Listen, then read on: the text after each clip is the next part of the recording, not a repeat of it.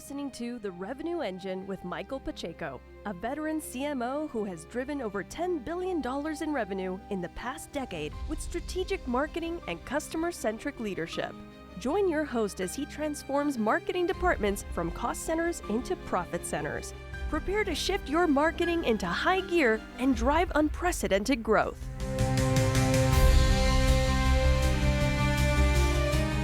Is your brand blending in when it should be standing out? Let's explore some unconventional techniques to strengthen your brand identity and make it truly unique. Hi, I'm Michael Pacheco, fractional CMO for health and health-adjacent technology companies. And today we're going to break away from the traditional methods of building brand identity, and we're going to explore some unique strategies that can help your brand stand out in a crowded market. So in today's competitive landscape, it's not enough to just have a great product or a service. I know in tech companies especially, we get a lot of these, a lot of left-brained folks in tech that have what I call the field of dreams effect, if you will. I'll call it that. They have what I call the field of dreams effect, where they think if you build it, they will come. And all I have to do is build this incredible service, this incredible solution, this incredible product, whatever it is, right? It's not enough, unfortunately.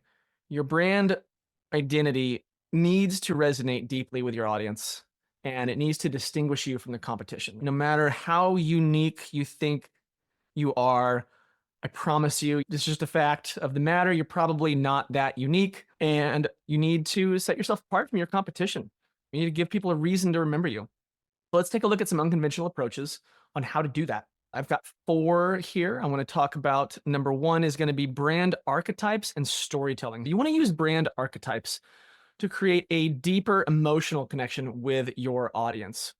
If you're not familiar with archetypes, they're essentially universal characters or themes and stories that resonate on subconscious levels with us, with humans, right? Think the hero, think the rebel, think the caregiver, stuff like that. By identifying and embodying an archetype that aligns with your brand's values and mission, you can create a compelling narrative from scratch that makes your brand more relatable and more memorable. And I say from scratch because it is possible to do that. If you have an origin story for your archetype, go with that. There's no reason to create something from scratch here if you have a powerful origin story. In fact, if you have a powerful origin story, I strongly encourage you to use that in your brand story, in your values, in your mission, along with whatever archetype suits your brand, your company as well. Moving on. Number 2, cultural alignment and social impact. You want to align your brand with cultural movements or social causes that matter to your audience. This is not about jumping on the latest trend or jumping someone else's train, I think is a common phrase, or at least was a few years ago.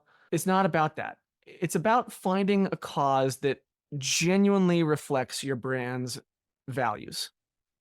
And you can think about this again in terms of the archetypes. What kind of values do they have? Think about that in terms of cultural movements or social causes.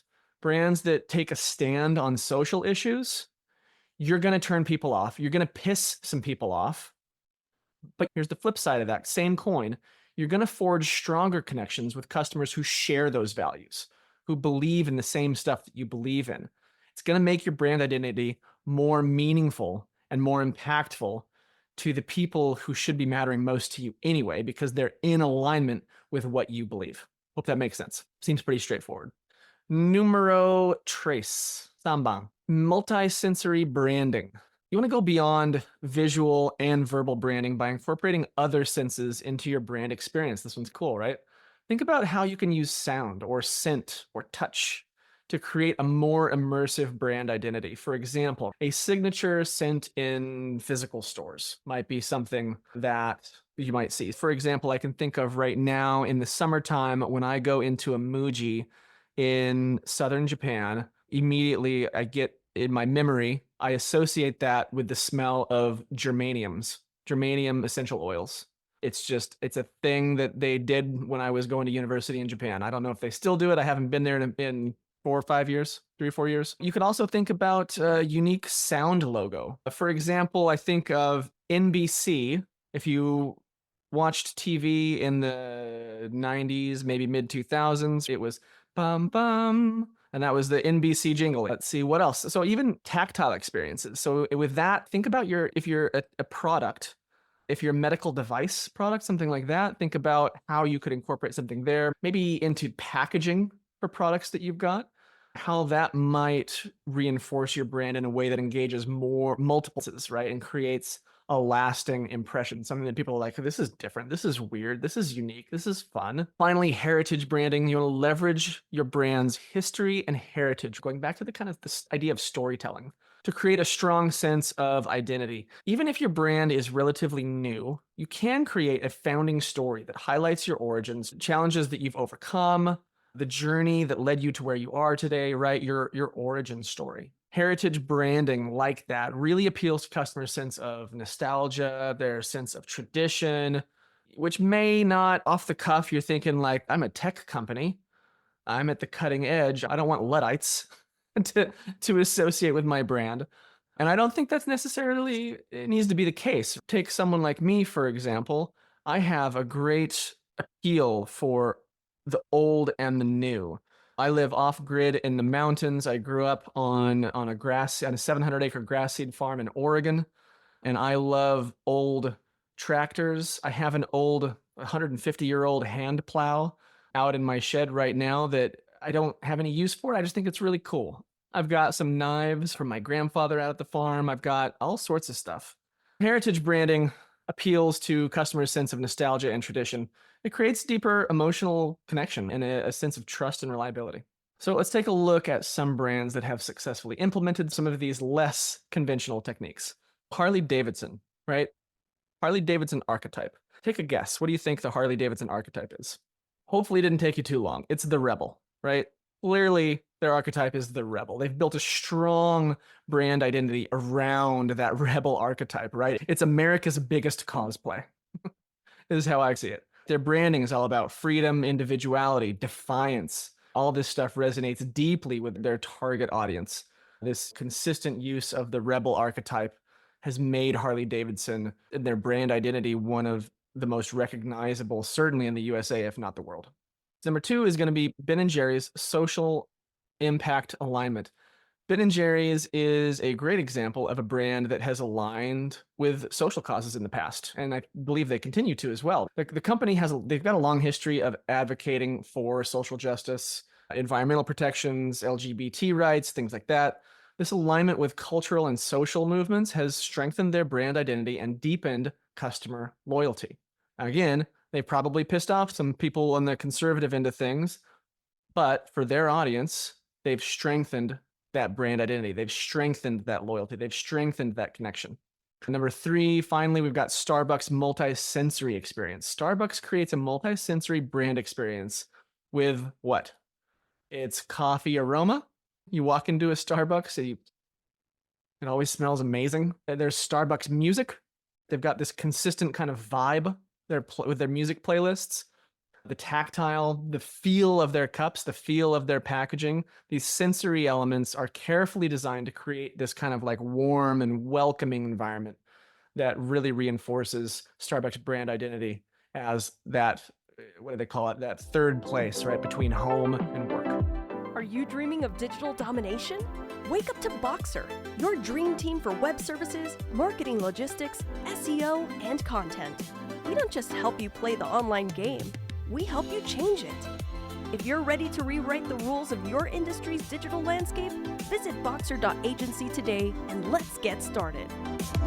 In conclusion, strengthening your brand identity does not always have to follow traditional methods. There's new ways, there's fun ways, there's different ways to do that.